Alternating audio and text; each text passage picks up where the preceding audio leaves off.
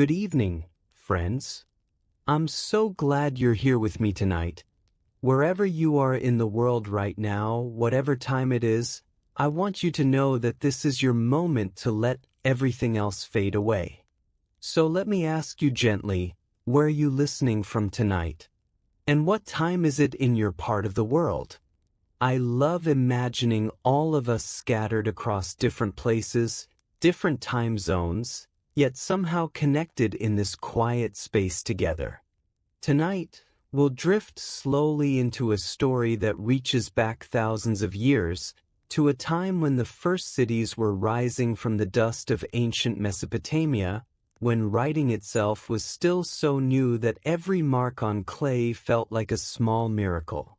We'll explore the Sumerian tablets that revealed an alliance so subtle, so carefully woven into the fabric of early civilization, that historians are still piecing together its quiet influence on everything that came after. But before we begin our journey, let's prepare this space together. Dim your lights if you haven't already. Let the glow of your screen be soft, gentle on your eyes. Rest your head against your pillow, finding that perfect spot where your neck releases all its tension. Pull your blanket up to just the right height, whether that's your shoulders or your chin. Allow your breathing to soften, to deepen just a little, as if you're breathing in the cool evening air of a time long past.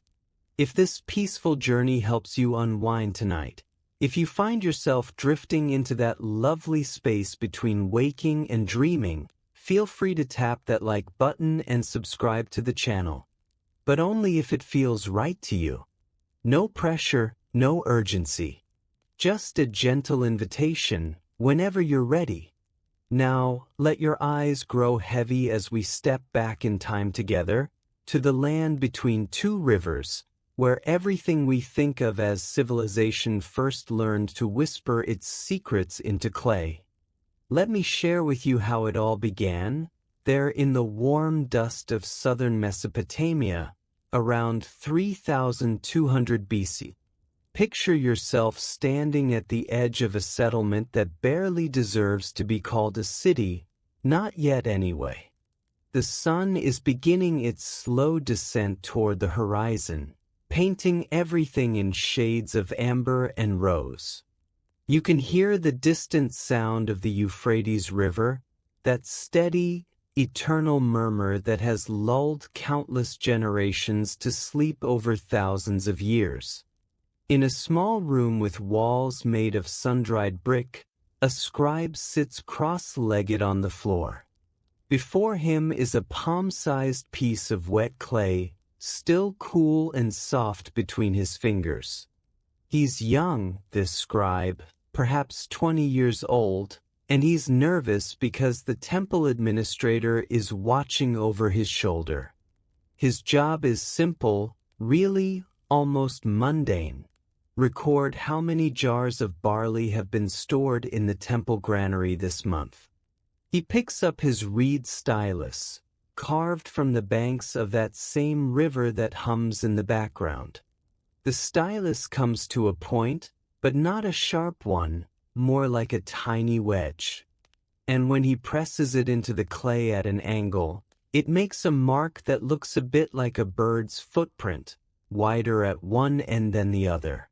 Cuneiform, we call it now, from the Latin word for wedge. But he doesn't know that word, doesn't know that this simple act of pressing reeds into clay will become one of humanity's most important inventions. You know what strikes me about this moment? How ordinary it must have felt to him. Imagine if someone had told him that thousands of years later, people would still be studying these marks, that museums would preserve these clay tablets under special lights, that scholars would spend entire careers trying to understand what he was documenting on an otherwise unremarkable afternoon. He might have laughed, or maybe he would have pressed his stylus a little more carefully into that clay. There's something wonderfully human about the fact that writing, this revolutionary technology, began not with poetry or philosophy, but with grocery lists. Well, ancient grocery lists. Barley, dates, sheep oil. The same kinds of things you or I might jot down before heading to the market, except these lists would survive 5,000 years. Speaking of dates, did you know that the date palm was so precious in ancient Sumer that it appeared in some of the earliest written records? Around 3000 BCE, the Sumerians were already cultivating dates extensively, and they had a word for practically every stage of date ripeness. They ate them fresh, dried them for storage, pressed them into a kind of honey, and even fermented them into wine. Imagine biting into a perfectly ripe date, that almost caramel-like sweetness spreading across your tongue. The Sumerians believed dates could give you energy for a long day's work under that relentless Mesopotamian sun. But let's return to our nervous young scribe. He finishes his tablet, checking it over one more time, counting on his fingers to make sure his marks correspond to the jars in the granary. Then, almost as an afterthought, he adds something else, something that won't be noticed as significant for another few thousand years. At the bottom of the tablet, in marks that are smaller, almost hesitant, he writes the name of another city. Not his own city of Uruk, but Ur, a settlement about 100 miles to the southeast. This notation is strange, out of place on what should be a simple accounting tablet. Why mention another city on a local grain inventory? The temple administrator nods, satisfied, not noticing or perhaps not caring about that small addition. The tablet is set aside to dry in the sun, where it will harden into something nearly as durable as stone. That extra notation, that mention of UR, is our first tiny clue. Because what archaeologists would eventually discover, as they unearthed thousands of these tablets from multiple Sumerian cities, was a pattern. A quiet, persistent pattern of cities referencing each other in unexpected places, of trade goods appearing in inventories that shouldn't be there, of names showing up where they don't quite belong.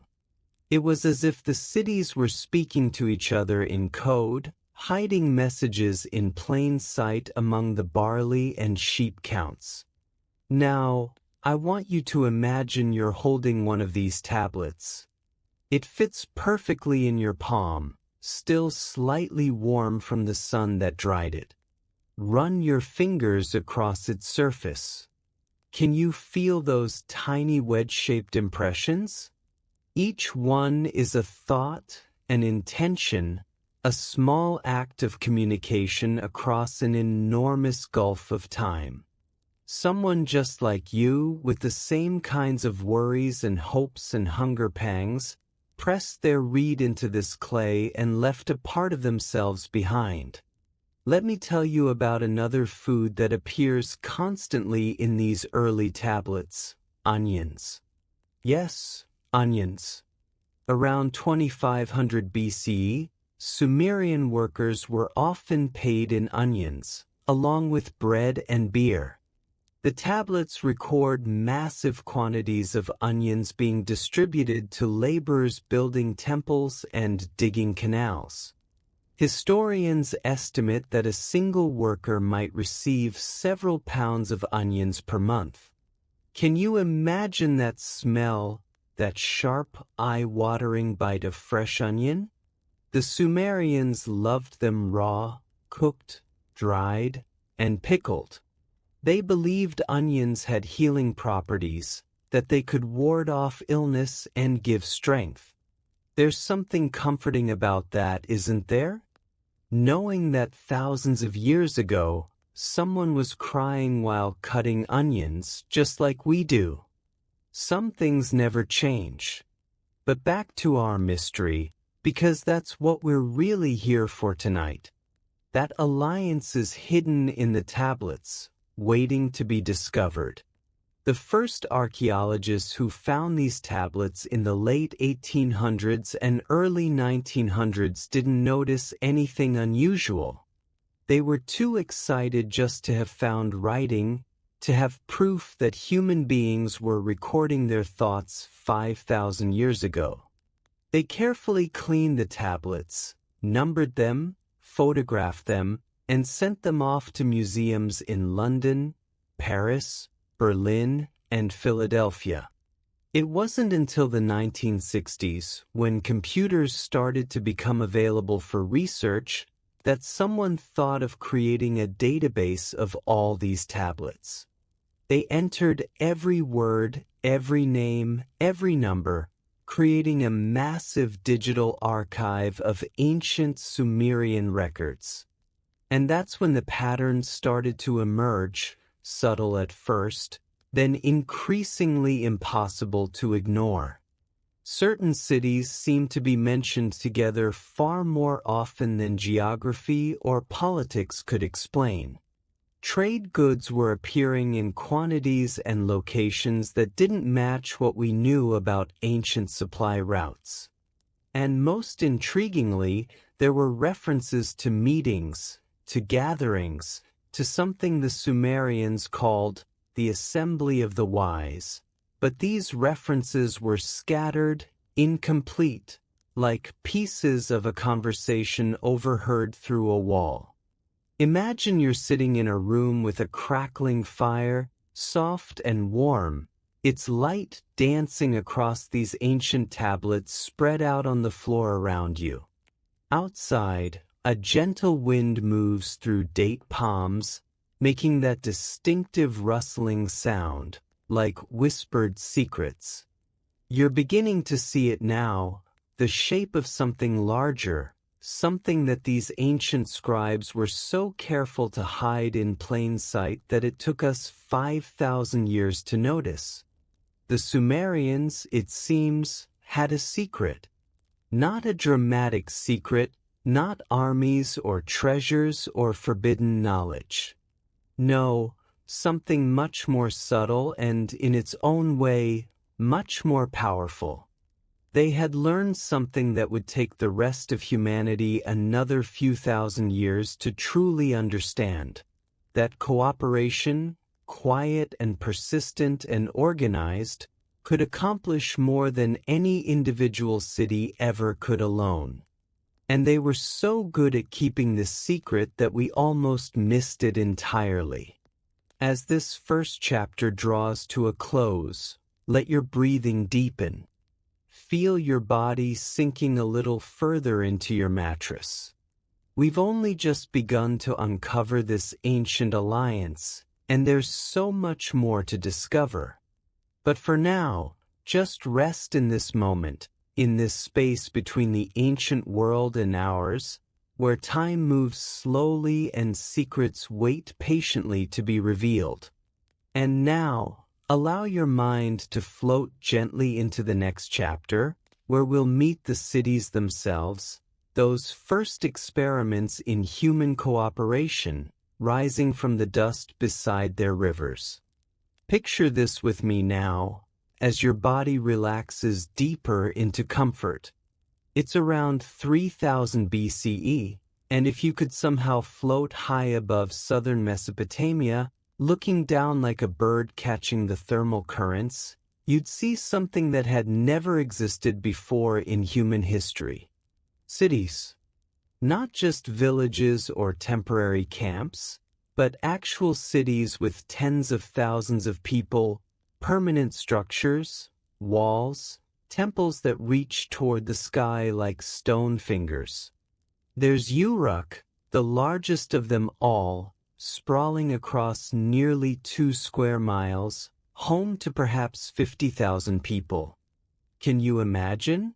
50,000 people, when most of human history had lived in groups of a few dozen families at most. The psychological shift this required, The sheer adjustment to living among thousands of strangers must have been staggering. Then there's Ur, smaller but wealthy beyond measure, positioned perfectly to control trade routes from the Persian Gulf. And Lagash and Nippur and Eridu, each city-state independent, each with its own patron god, its own king, its own identity as fierce and proud as any nation that would come after. These cities competed with each other constantly.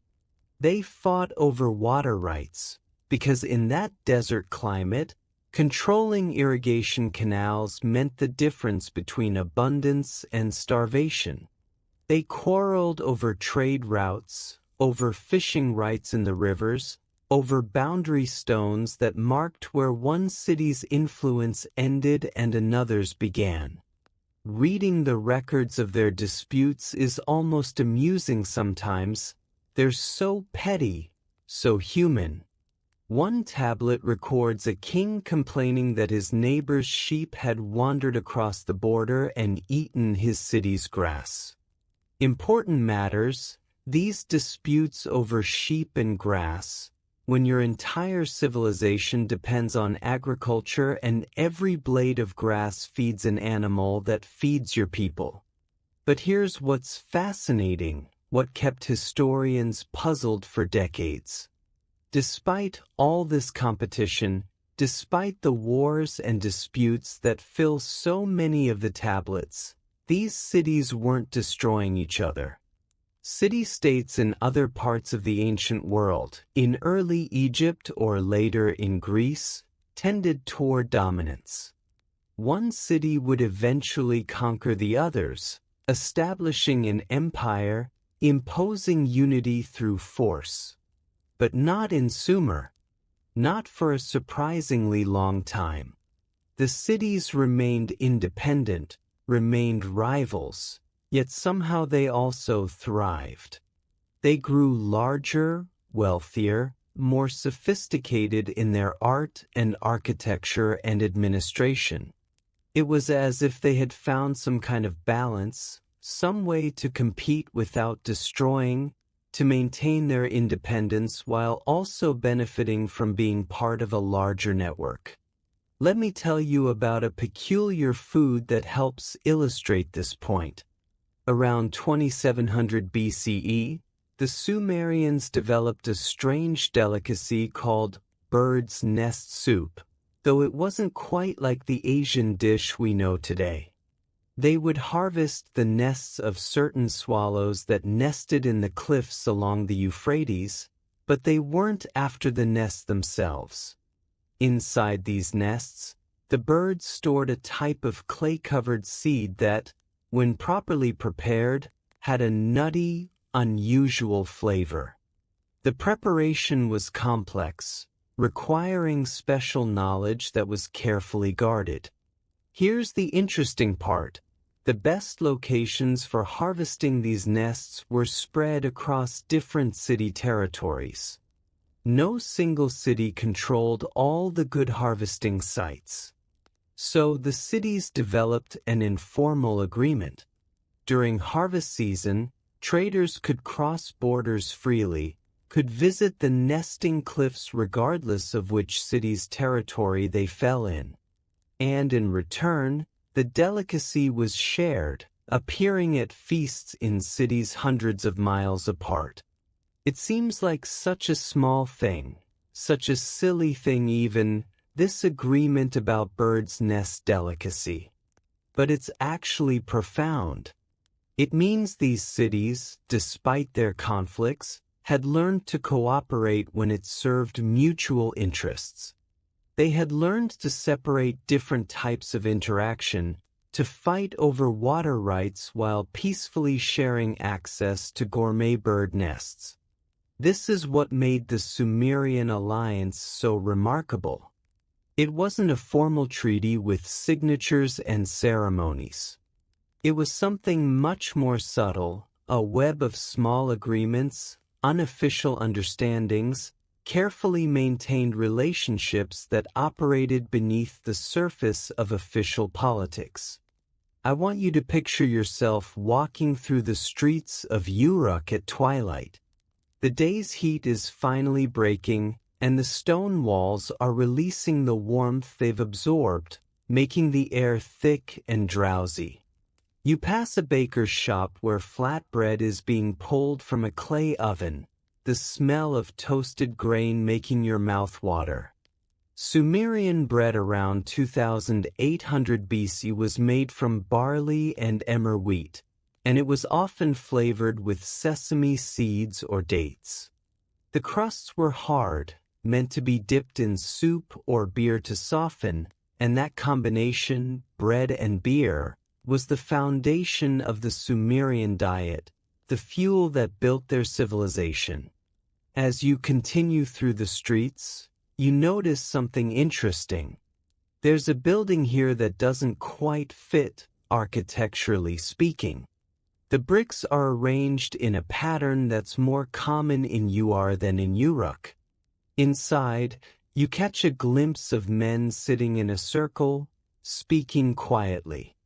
They're merchants, maybe, or scribes, representatives from different cities. They're not doing anything illegal, nothing that would draw the attention of the city guards. But they're definitely discussing something, planning something, coordinating in ways that don't appear in any official records. This was the heart of the alliance, networks of people, merchants, scribes, priests, who maintained relationships across city boundaries. They shared information, warned each other about droughts or invasions, coordinated responses to common threats. And they did it all quietly, careful never to let it become official, never to formalize it in a way that might threaten the independence their cities prized so highly. Archaeological evidence supports this picture. Tablets from different cities often contain identical or nearly identical text, suggesting they were copied from a common source, or that scribes were trained using the same materials across multiple cities. Certain administrative practices appear simultaneously in cities that were supposedly rivals. Artistic styles and architectural innovations spread too quickly to be explained by chance or conquest. There's a gentle breeze moving through the city now, carrying the scent of the river, cool and slightly muddy, mixing with the smoke from cooking fires and the ever-present dust. You find a seat on a low wall, your feet grateful for the rest, and you watch as the first stars begin to appear in the darkening sky. Above you, the Temple of Inanna rises, its whitewashed walls still visible in the fading light. Temples were the heart of Sumerian cities, serving as religious centers, yes, but also as administrative hubs, banks, courts, and schools. The temple owned vast amounts of land, employed hundreds of workers, and controlled significant wealth. And here's another piece of the puzzle. Temple administrators from different cities maintained regular contact with each other. They had to, because temples often held deposits from merchants who traveled between cities. A merchant might deposit goods in Uruk and withdraw them in Ur, requiring the temples to maintain accurate accounts across city boundaries. This system, this inter-temple banking network, required trust. It required communication. It required exactly the kind of cooperation that wasn't supposed to exist between rival city-states. You might find this little detail soothingly interesting. The Sumerians had a dessert made from pomegranate seeds mixed with honey and crushed pistachios. Pomegranates arrived in Sumer around 3000 BCE through trade with regions to the north and east, and they quickly became prized for their sweet tart flavor and beautiful appearance. This dessert was served at important occasions, and the recipe appears in tablets from multiple cities, word for word the same.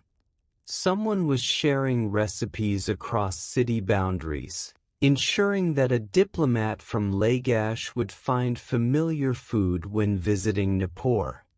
There's something comforting about this, isn't there? The idea that even in the ancient world, even among supposedly rival cities, people wanted to share the things that brought them joy. A good recipe, a clever administrative technique, a beautiful way of decorating a temple wall, these things moved between cities on currents of human connection that ran deeper than political rivalry. As full darkness settles over Uruk, lamps are being lit inside homes and workshops, tiny points of flame that look like scattered stars brought down to earth. The city is settling into its evening rhythms, children being called in from play, evening meals being prepared, the working day finally releasing its grip. And in rooms scattered throughout the city and every other Sumerian city, scribes are finishing their day's work, pressing their final marks into clay tablets that will outlast empires. Some of those marks, if we could only read them correctly, contain messages, references, subtle indicators of the alliance that bound these cities together far more effectively than any conquest could have.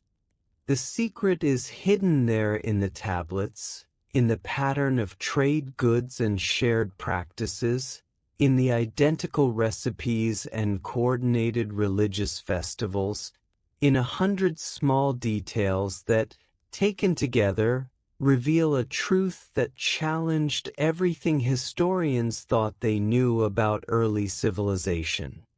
Let your eyes grow heavier now. Feel how your breath has slowed, how your body has begun to release the day's tensions. We're moving deeper into the story, closer to the heart of this ancient mystery, but there's no rush, no urgency. Like those Sumerian scribes working by lamplight, we'll take our time, attending to each detail with patient care. As your body relaxes deeper, let the story carry you onward, into the next chapter, where we'll discover who orchestrated this alliance and how they managed to keep it hidden for so long. Tonight, as you sink deeper into comfort, I want to introduce you to someone we'll never know by name. Let's call him the coordinator, though that's not what he would have called himself. He lived around 2900 BCE, and his official title was something like Keeper of the House of Tablets at the Temple of Enlil in Nippur. Nippur was special among Sumerian cities because it was considered neutral ground, a religious center that belonged, in a sense, to all Sumerians rather than being the possession of any one city-state. The coordinator wasn't a king or a priest or a military leader. He was, by all appearances, a senior administrator, someone who managed temple records and supervised the scribes who maintained them. Boring, really, the kind of position that wouldn't merit more than a line or two in any historical account. Except that he and others like him were the true architects of the Sumerian alliance, the quiet hands that wove the threads connecting these rival cities into something larger than any of them. Imagine him now, sitting in his office in the temple complex.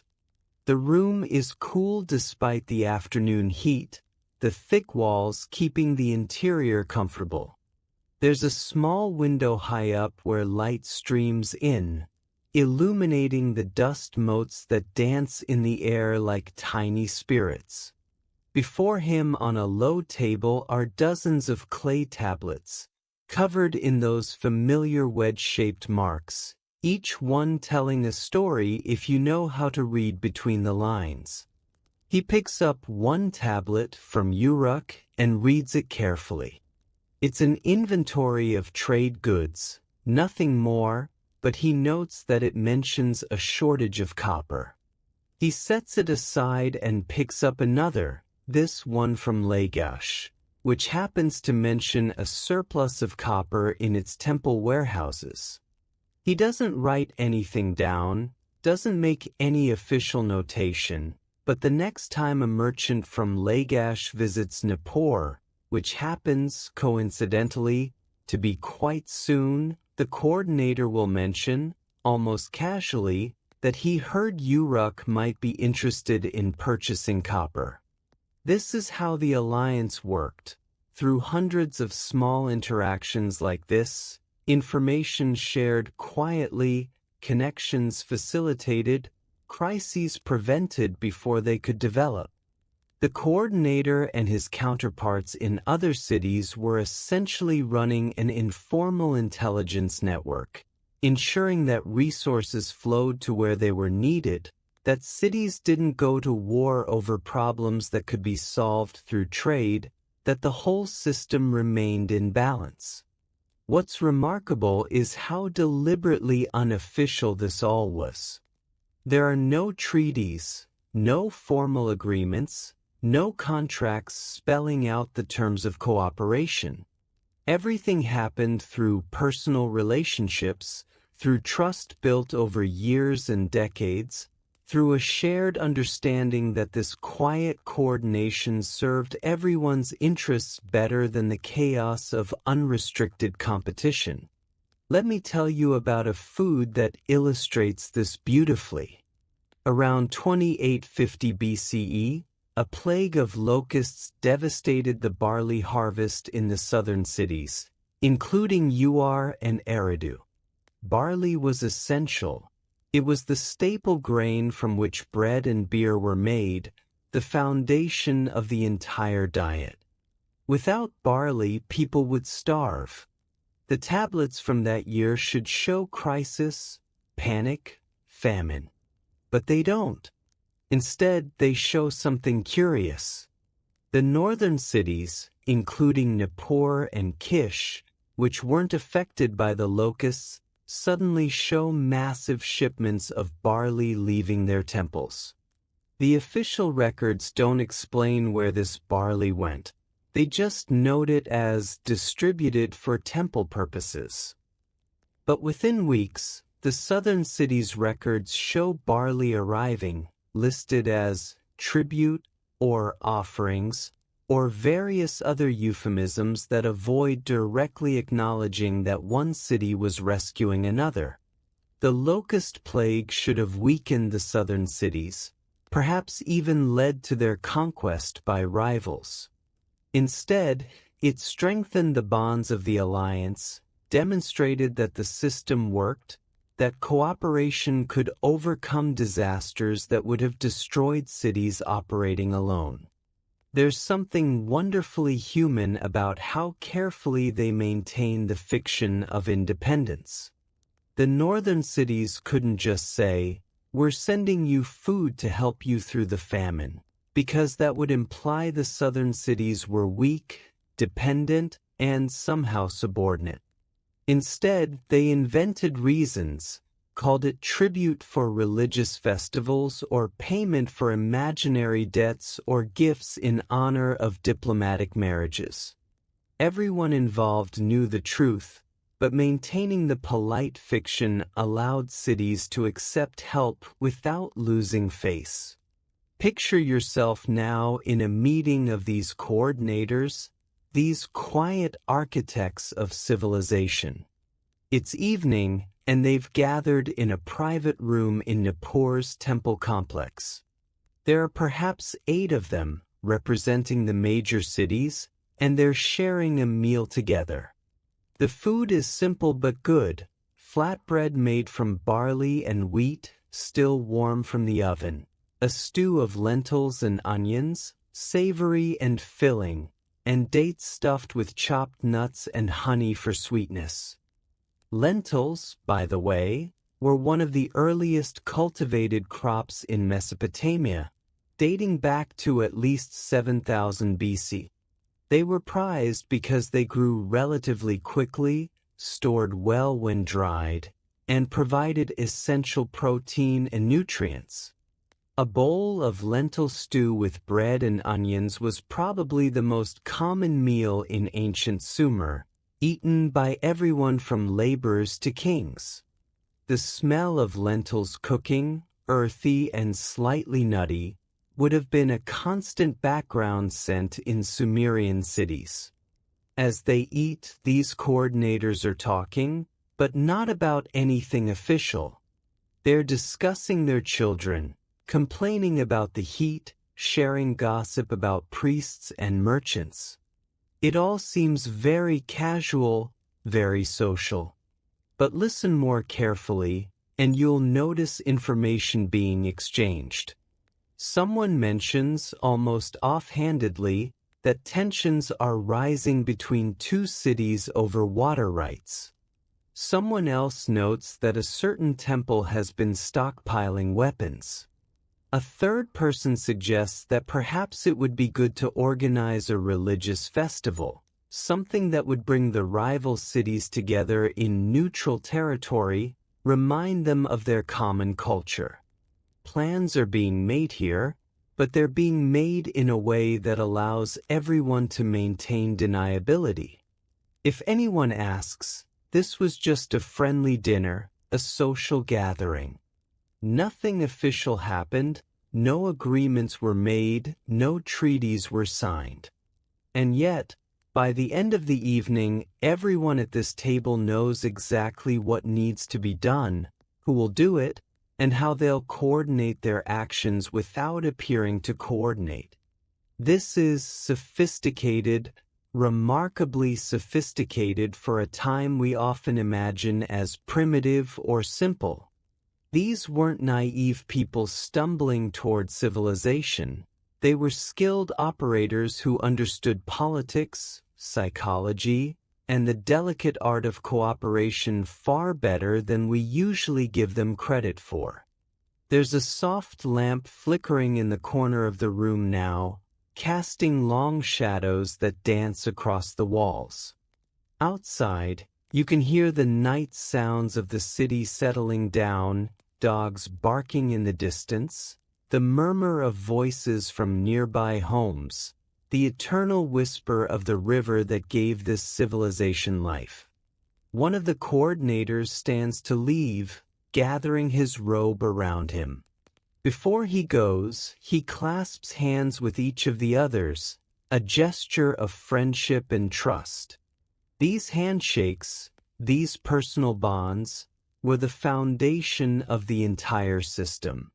When you trust someone personally, when you've shared meals and stories and struggles with them, it becomes much harder to let your city go to war with their city. You find ways to solve problems, to compromise, to maintain peace not because of treaties or laws, but because of human connection. The coordinators understood something that would be rediscovered many times throughout history. Formal institutions are important, but informal networks often matter more. Kings and laws can compel behavior, but they can't create the genuine cooperation that comes from people who trust each other, who have built relationships over years, who see each other as colleagues and friends rather than just representatives of rival powers. Archaeological evidence for these coordinators is indirect but compelling. Analysis of tablet handwriting shows that certain scribes traveled between cities, working in multiple temple complexes. Their handwriting appears in records from Uruk, then Nippur, then Uar, suggesting they were either traveling frequently or training scribes in multiple cities to write in identical styles. Either way, it indicates a level of coordination that shouldn't have existed between rivals. Similarly, certain administrative innovations appear simultaneously across multiple cities. New accounting techniques, new ways of organizing temple archives, new standardized measurements for trade goods. All of these appear in the records of different cities at roughly the same time, as if someone had distributed instructions on how to implement them. There's also the curious case of diplomatic marriages. Sumerian cities frequently arranged marriages between their ruling families, which was normal for the time. But analysis of these marriages shows a pattern. They weren't random, they weren't just about two cities forming an alliance. Instead, they were carefully arranged to create a web of relationships that linked all the major cities together. Every city was connected to every other city through no more than 2 degrees of separation. Someone had planned this, had thought strategically about how to use marriage alliances to reinforce the broader network of cooperation. As you let your breathing deepen, as your body sinks further into relaxation, consider how revolutionary this was. These Sumerians had essentially invented soft power, the idea that you can accomplish more through influence and cooperation than through force and dominance. They had created a system that would be studied and copied, consciously or unconsciously, by every successful civilization that came after. The Persian Empire would later use a similar system of satrapies that maintained local independence while coordinating through a central administration. The Greek city-states would create leagues and alliances that tried to balance independence with mutual benefit. The European Union today is, in many ways, attempting the same balancing act that the Sumerians mastered 4,000 years ago. Let your eyes close now if they haven't already. Feel the weight of history, the long chain of human creativity and cooperation that stretches from those first Sumerian cities to the world we live in today. We're not so different from them, really. We still struggle with the same questions. How to maintain independence while benefiting from cooperation, how to compete without destroying, and how to build trust across boundaries. And now, as your mind drifts gently, allow yourself to float into the next chapter, where we'll discover what happened when this carefully balanced system was threatened, when the alliance faced its greatest test. There's something comforting about the rhythm of your breathing now, the way it's slowed and deepened, the way your body has begun to release into sleep. Stay with me just a little longer as we explore what happened when the Sumerian alliance faced its first great crisis, around 2750 BC. The threat came from the north, from the Akkadian regions where different peoples were beginning to consolidate their power. The Akkadians spoke a Semitic language, different from Sumerian, and they had watched the southern cities grow wealthy and sophisticated with a mixture of envy and admiration. Now, under a series of increasingly powerful kings, they were beginning to expand southward, testing the boundaries of Sumerian territory, probing for weaknesses. Imagine you're standing on the wall of Kish, the northernmost of the major Sumerian cities, on a cool morning as the sun rises behind you, casting your shadow long across the desert. In the distance, perhaps 10 miles away, you can see dust rising. It's not a natural dust cloud from wind. It's too regular, too concentrated. It's an army, an Akkadian army, moving south toward Kish's territory. This is the nightmare scenario that the alliance was built to prevent. A single Sumerian city, even a major one like Kish, couldn't hope to defeat a large Akkadian force alone. The city-states had kept their militaries small, deliberately, because large standing armies were expensive and dangerous to the independence they prized. They had relied instead on their network, on the assumption that if one city was threatened, others would come to its aid. But that assumption had never been tested.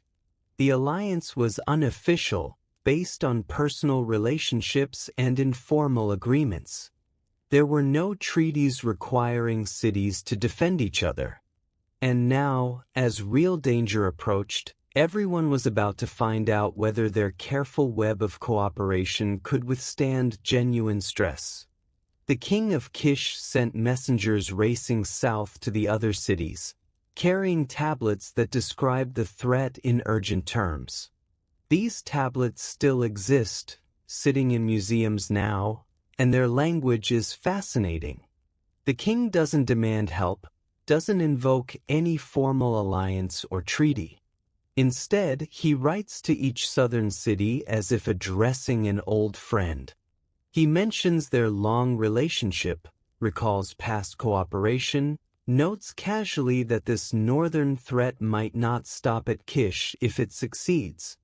He's essentially saying, "I'm in trouble and you might be next," but he's doing it in a way that preserves everyone's independence, that makes helping Kish seem like an act of self-interest rather than obligation. This is subtle, remarkably subtle. He's giving the other cities a way to help without admitting that an alliance exists, without setting a precedent that might limit their freedom in the future. Let me tell you about a food that became symbolically important during this crisis. The people of Kish, preparing for potential siege, began stockpiling a type of dried fish that was common along the rivers. These fish, probably a species of carp, were caught in the spring when they were fat and plentiful, then split open, salted heavily, and dried in the sun until they were hard as wood. Prepared this way, they could last for years, providing protein when fresh food was unavailable. Dried fish had a strong smell, pungent and unmistakable, the kind of smell that would permeate everything nearby. But it was sustenance, calories that could keep people alive through a long siege. The tablets from Kish during this period mention dried fish constantly, tracking quantities, distribution, storage locations. You can almost sense the anxiety in those records, the desperate attempt to prepare for the worst. What happened next is where the story gets really interesting. Within weeks, the southern cities began to respond. But they didn't send armies, at least not at first. Instead, they sent food. Massive shipments of barley, dates, lentils, and oil began arriving in Kish, officially described as tribute or gifts, but clearly intended to help the city withstand a siege. The message was subtle but clear. Kish wasn't alone, wouldn't be allowed to fall. Then came the merchants. Traders from Uar and Uruk and Lagash began arriving in northern territories, including Akkadian regions, suddenly very interested in doing business there. They bought goods, sold Sumerian products, and in the process began gathering information about Akkadian intentions, military strength, and internal politics. It was espionage, really, but conducted so openly, so innocently, that it was difficult to object to or prevent. Finally, after several months of this pressure, military units from the southern cities began arriving near Kish. But they didn't come as a unified army under a single command. Instead, each city sent its own forces, operating independently, careful to maintain the fiction that they weren't acting in concert. The troops from Uruk camped east of the city, while Uar's forces took up position to the south, and Lagash's militia settled to the west. No one was officially coordinating anything. It just happened that multiple Sumerian cities had independently decided to conduct military exercises near Kish at exactly the same time. The Akkadian king, seeing this response, made the wise decision to withdraw. He couldn't fight all these cities at once, and he could see that attacking one would mean fighting them all. The threat dissolved, the crisis passed, and the Sumerian cities returned to their normal state of competitive coexistence. But something had changed. The alliance had been tested and held. Everyone now knew that it was real, that the informal networks of cooperation could translate into concrete action when needed. This knowledge made the system stronger, more credible, more capable of deterring future threats. Picture yourself now in Kish after the crisis has passed. It's evening, and the city is celebrating. There's music playing, the sound of lyres and drums drifting through the streets. People are dancing, relieved and grateful that their city has survived without a battle. The smell of roasting meat fills the air, a rare luxury, sheep being slaughtered for the celebration. Sheep were incredibly important in ancient Sumer, providing not just meat but wool for clothing, milk for drinking and making cheese, and even bones and horns for tools and ornaments. A full-grown sheep was valuable enough that debts were often calculated in sheep. The decision to slaughter sheep for a celebration showed just how grateful the people of Kish felt. In the temple complex, a quieter gathering is taking place. The coordinators are meeting again, the same people we encountered earlier, plus some new faces from cities that had sent aid. They're reviewing what happened, analyzing what worked and what didn't, planning how to improve the system for next time. Because they know there will be a next time, the Akkadian threat hasn't gone away, just withdrawn temporarily. One coordinator suggests that they need better early warning, a more systematic way of gathering information about potential threats. Another proposes that cities should maintain larger reserves of supplies specifically for helping each other during crises. A third mentions that the military response, while effective, was too chaotic, too uncoordinated, and that maybe they need to develop at least some basic protocols for how to work together militarily without compromising their independence. These are sophisticated discussions, touching on issues of collective security, resource sharing, and coordinated action that wouldn't be formally codified in international law for thousands of years.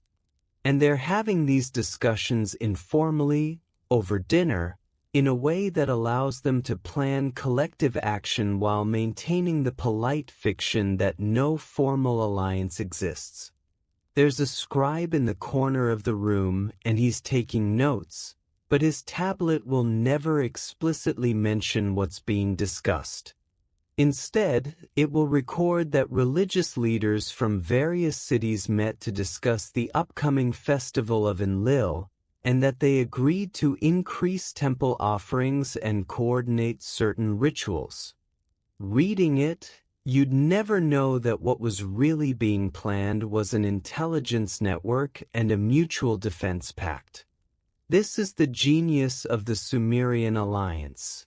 It operated in plain sight, hiding its true nature in such boring, mundane records that no one would think to look for significance there. Who cares about temple offerings and religious festivals? Only someone who understood that these were codes, that the real agreements were being made in language so carefully neutral that it revealed nothing to outsiders while communicating everything to those who knew how to read between the lines.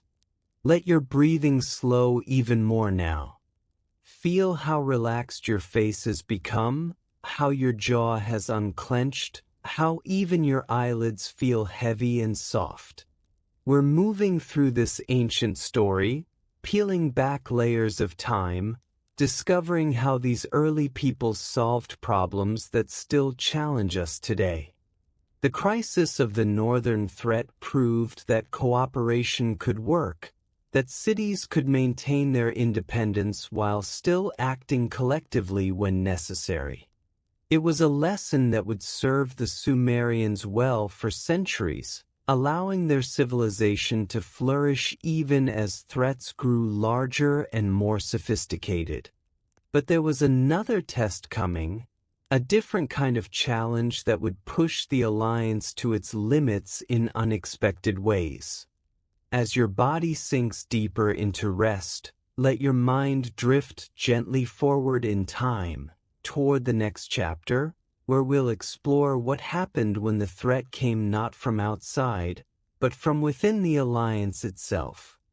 The greatest threats, as you drift deeper into comfort now, often come not from enemies but from friends, not from outside forces but from tensions within.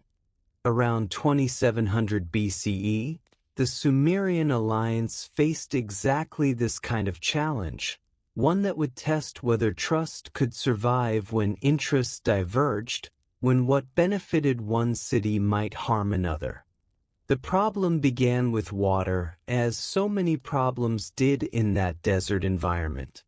The Euphrates River, that eternal lifeline of Sumerian civilization, shifted its course. Rivers do this naturally over time, especially in flat terrain where they meander across the landscape looking for the path of least resistance. But when a river shifts in a civilization utterly dependent on irrigation, the consequences can be catastrophic. The shift was gradual, taking place over several decades, but its effects were clear. Cities in the northern regions found their irrigation canals receiving more water, while southern cities saw their water supply diminish. This wasn't anyone's fault. It wasn't the result of aggression or theft. It was just geology, the impersonal working of natural forces. But try telling that to a farmer watching his crops wither because his canal has run dry. Imagine yourself in a small farming village near Uruk, one of the southern cities affected by the shift. You're standing in a barley field that should be green and lush, but instead it's brown, struggling, the plants stunted and thin. You kneel down and dig your fingers into the soil. It's dry, dusty, crumbling in your hand rather than holding together with moisture. This field should be yielding enough barley to feed several families, to provide the grain for bread and beer that sustains life in this civilization. Instead, it will barely produce enough to replant next season. Your family has farmed this land for generations, since long before anyone thought to mark clay with reed styluses and call it writing. And now, through no fault of your own, through nothing you did wrong, you're facing hunger, poverty, the possible loss of everything. It's hard not to be angry. It's hard not to blame someone, to look north toward those cities whose fields are now receiving the water that should be feeding your crops. The tablets from this period show rising tensions. There are disputes over water rights, accusations that northern cities are hoarding resources, demands for redistribution of supplies. The language becomes sharper, less diplomatic. One tablet from Uruk contains a phrase that translates roughly as, the northern cities grow fat while we starve, which by Sumerian standards of diplomatic correspondence is almost shockingly blunt. This was a genuine crisis for the alliance, maybe its most serious one yet. The northern threat had been external, easy to rally against, clearly defined. But this was internal, pitting cities within the alliance against each other, threatening to break apart the network of trust and cooperation that had been so carefully built over centuries.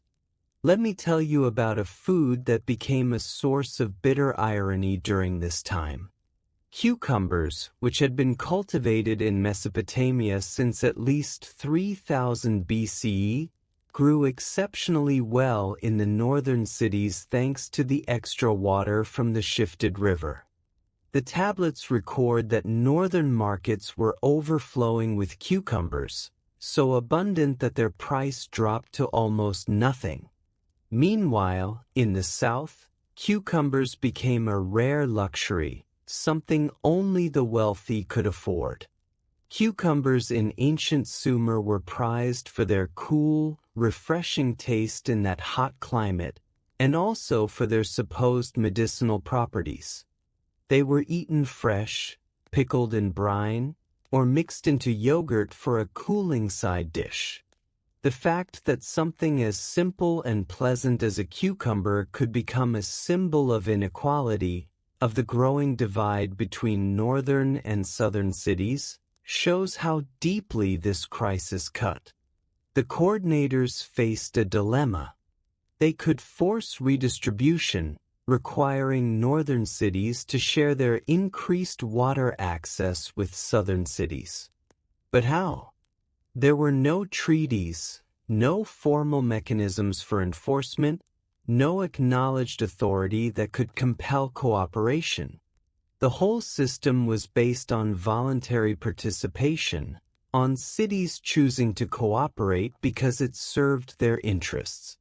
If northern cities decided that cooperation no longer benefited them, there was no way to force them to continue. Picture the meeting where they grappled with this problem. It's late at night, in Nippur, in that same room where we've encountered them before. But the atmosphere is different now, tense rather than relaxed.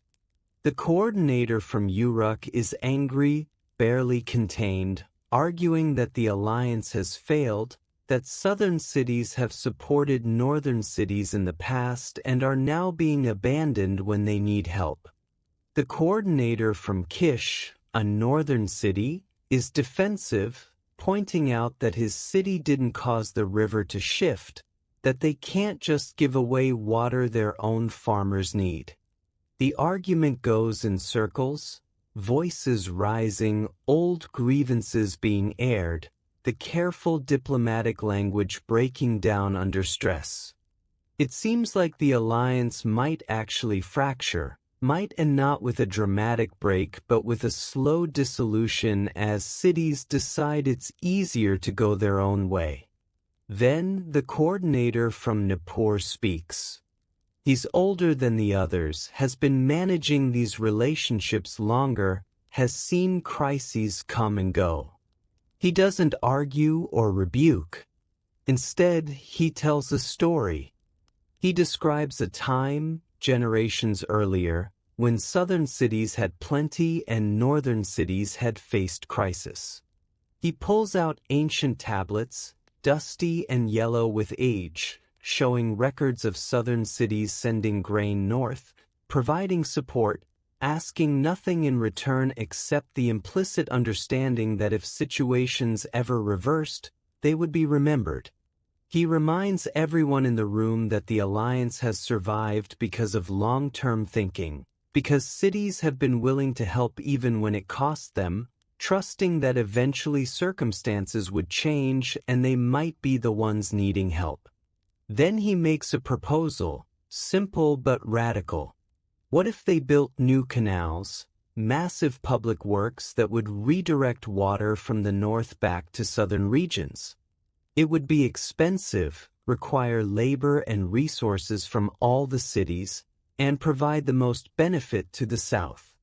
But it would solve the problem, demonstrate that the alliance could respond to internal challenges, and create a precedent for dealing with future resource imbalances.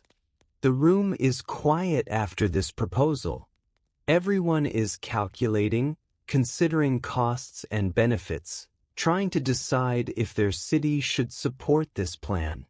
And here's where something remarkable happens, something that gets to the heart of why the Sumerian alliance worked.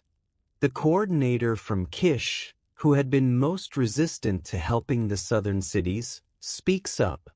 He agrees to support the canal project, but he does it in a way that preserves face, that makes it seem like a business decision rather than charity.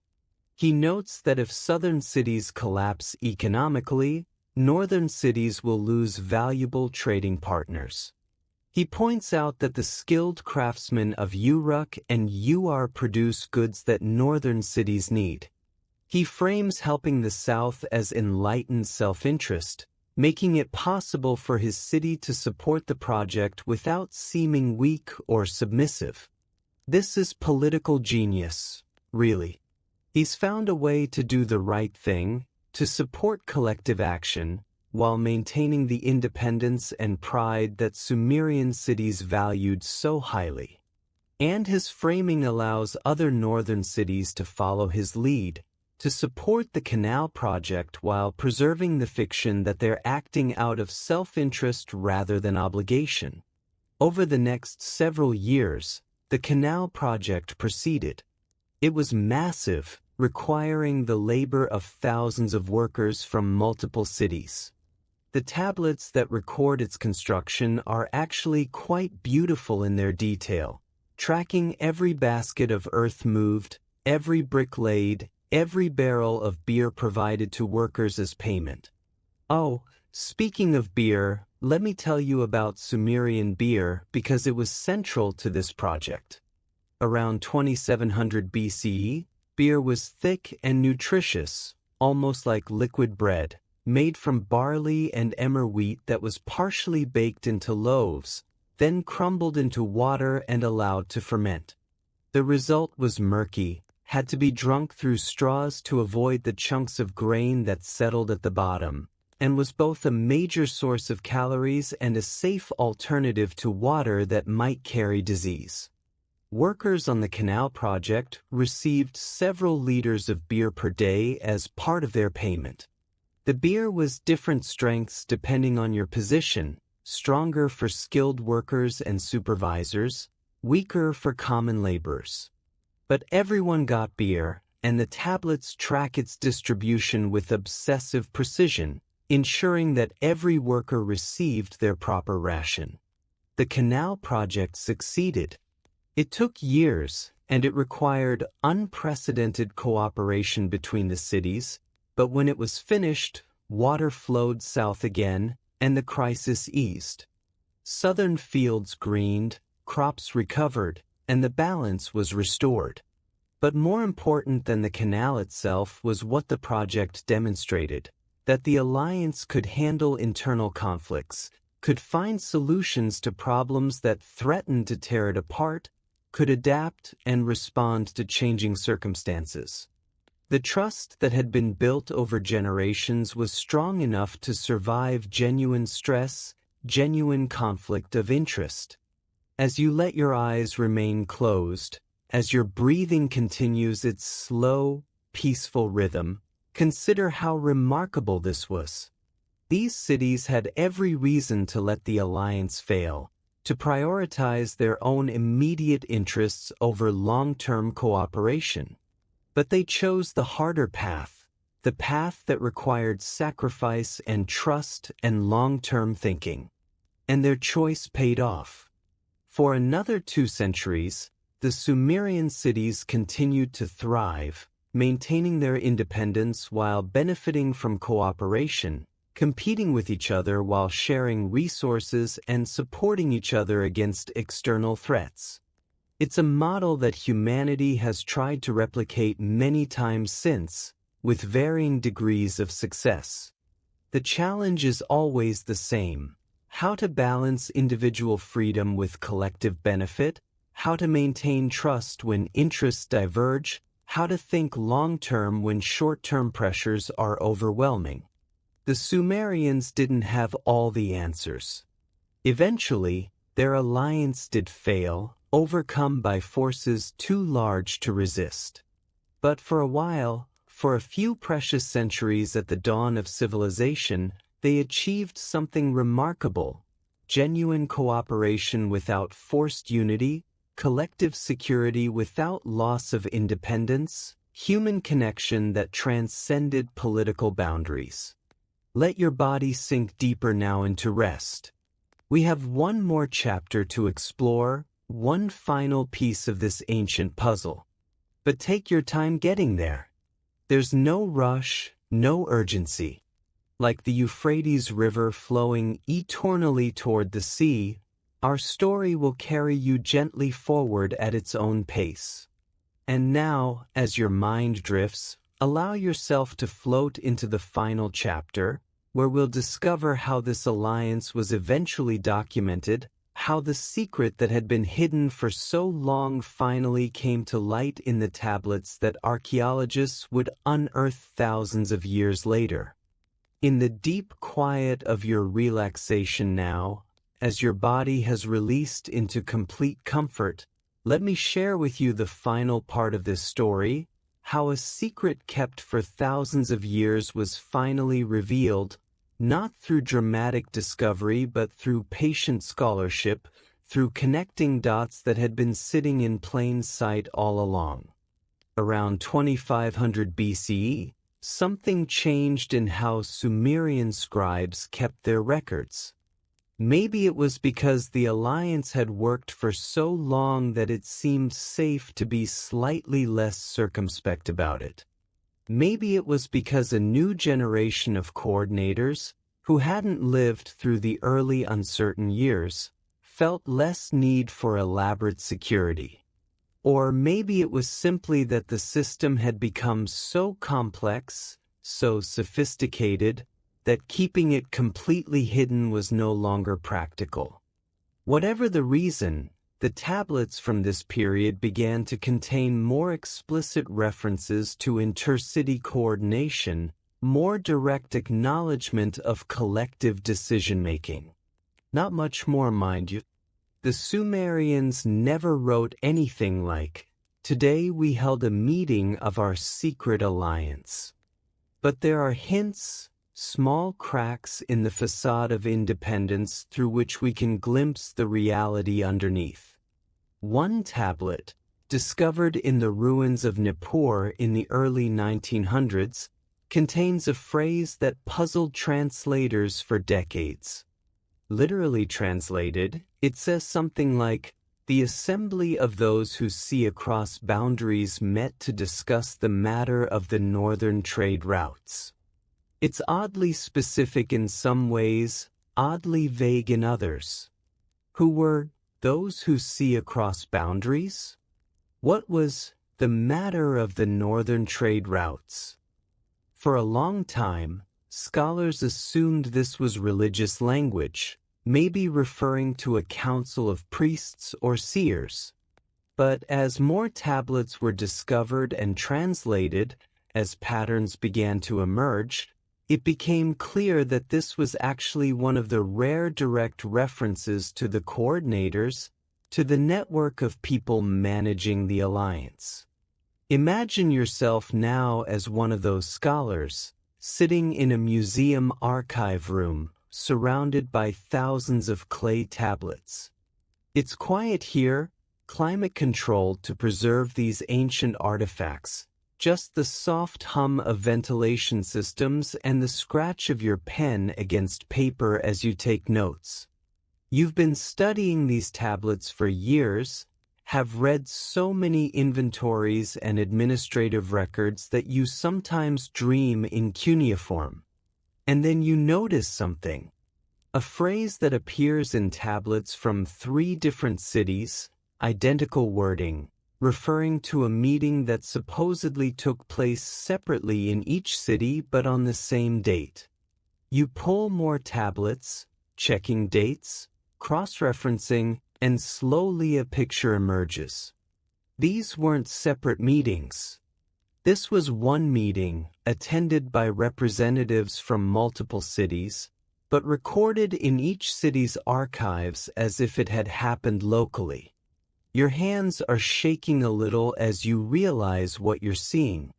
This is evidence of coordination, of collective decision-making, of an alliance that wasn't supposed to exist. You start pulling more tablets, looking for similar patterns, and you find them everywhere, dozens of them, hundreds once you know what to look for. It's like one of those optical illusions where once you see the hidden image, you can't unsee it. The alliance was there in the tablets all along, hiding in plain sight, waiting for someone to notice the pattern. Let me tell you about the food that helped break the code, because sometimes historical breakthroughs come from the most unexpected places. Researchers studying Sumerian diet noticed something odd about pistachios. These nuts, which grew in specific regions outside of Sumer proper and had to be imported through trade, appeared in temple inventories across all the major cities in identical quantities on specific dates. Not similar quantities, identical, down to the exact number of bushels. Why would completely independent temples order exactly the same amount of pistachios at exactly the same time? The only explanation was coordination, someone somewhere deciding how pistachios would be distributed and then implementing that decision across multiple cities simultaneously.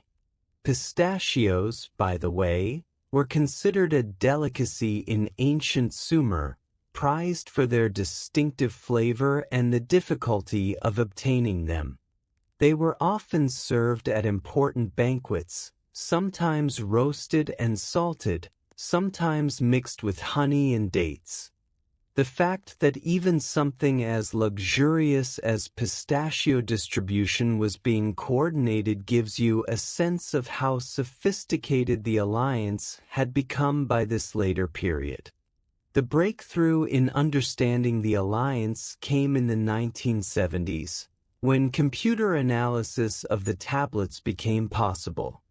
Researchers created a database of tens of thousands of tablets, entering every word, every date, every name. Then they ran pattern-matching algorithms, looking for correlations that human eyes might miss. The computer found thousands of patterns. Tablets from different cities that contained identical or near-identical text.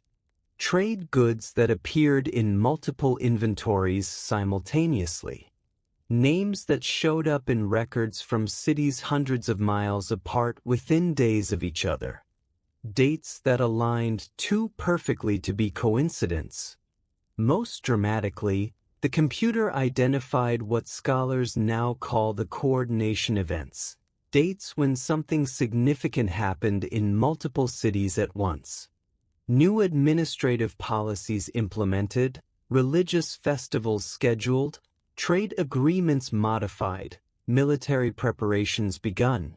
Always on the same date or within a few days, always recorded as if each city had made the decision independently, but always following a pattern that revealed coordination. Picture the ancient coordinators now, in their final years of operation, around 2400 BC.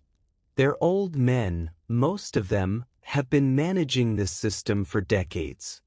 They meet in Nippur one last time, knowing that the world is changing, that new powers are rising, that the old system of independent city-states won't survive much longer.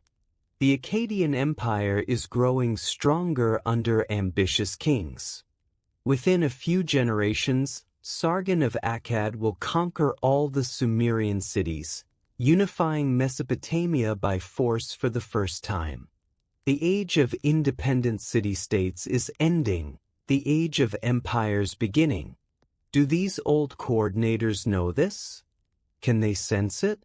The tablets don't say, but I like to think they did, that they understood their achievement was temporary, that no human institution lasts forever. But I also think they knew they had accomplished something remarkable, had proven that cooperation was possible, had created a model that would influence how humans organize themselves for thousands of years to come. There's a sadness in this, in knowing that their system would fail, that the independence their cities had fought so hard to maintain would be lost. But there's also something beautiful about it, about the fact that they tried, that for a few centuries they made it work, that they showed what was possible. Let me share one final food detail, a sweetness to end on. The Sumerians made a dessert from honey and crushed sesame seeds, formed into small balls that were rolled in more sesame seeds. These were called something that translates roughly as little moons, because of their round shape and pale color. They were served at festivals, celebrations, and important gatherings. Sesame seeds had been cultivated in Mesopotamia since at least 3000 BCE, and they were valued both for eating and for the oil that could be pressed from them. Sesame oil was used in cooking, in lamps, in religious ceremonies, and in medicine. The plants were hardy, could grow in poor soil with little water, making them ideal for that harsh climate. At their final meeting, I like to imagine the coordinators sharing these little moon-shaped sweets, savoring the honey and sesame, the sweetness and crunch, while discussing the future they wouldn't live to see. They had given their lives to this work, to maintain the delicate web of connections that allowed their civilization to flourish. And now they were passing it on, trusting that even if the specific system they built didn't survive, the principles underlying it would.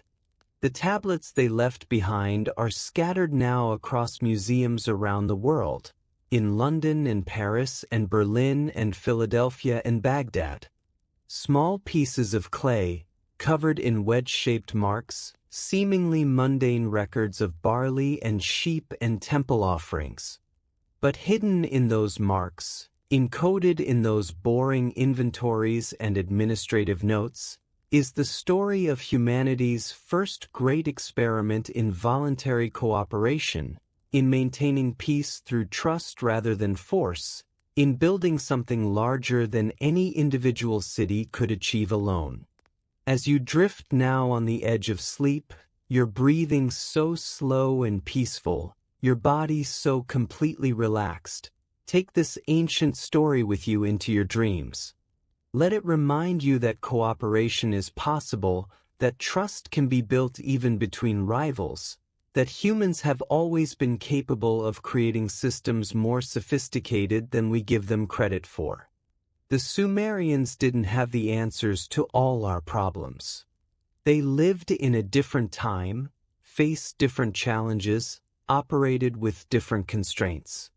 But they proved something important, that independence and cooperation aren't contradictory, that you can maintain your identity while being part of something larger, that long-term thinking and mutual support can create stability and prosperity that benefits everyone. Their tablets remember, even after 5,000 years. Clay impressed with reeds, baked by the sun, harder than stone, outlasting empires and ideologies and all the grand ambitions of kings. The story they tell isn't dramatic, it isn't about wars or heroes or great deeds. It's quieter than that, more subtle, the story of people working together, solving problems, building something that would last. Thank you for traveling through this gentle piece of history with me tonight, for lending your attention and your imagination to this story of the first cities, the first alliances, the first experiments in living together in numbers that seemed impossible. I hope you found it soothing, that it helped you unwind, that it carried you gently toward the rest you need. If you drifted into peaceful sleep somewhere along the way, that's wonderful. That's exactly what these stories are for. And if you're still here with me now, still listening, let me simply say thank you. Thank you for your time, for your interest, for being part of this community of people who find peace in history's quieter moments. If this journey helped you tonight, let me know in the comments below. I love hearing where you're listening from, what part of the story resonated with you, whether you made it all the way through or drifted off somewhere in the middle. And if you'd like more stories like this, more gentle explorations of history's forgotten corners, consider subscribing to the channel. But only if it feels right to you. No pressure, no urgency. Sweet dreams, friends. May your sleep be deep and peaceful. May you wake refreshed and ready for whatever tomorrow brings.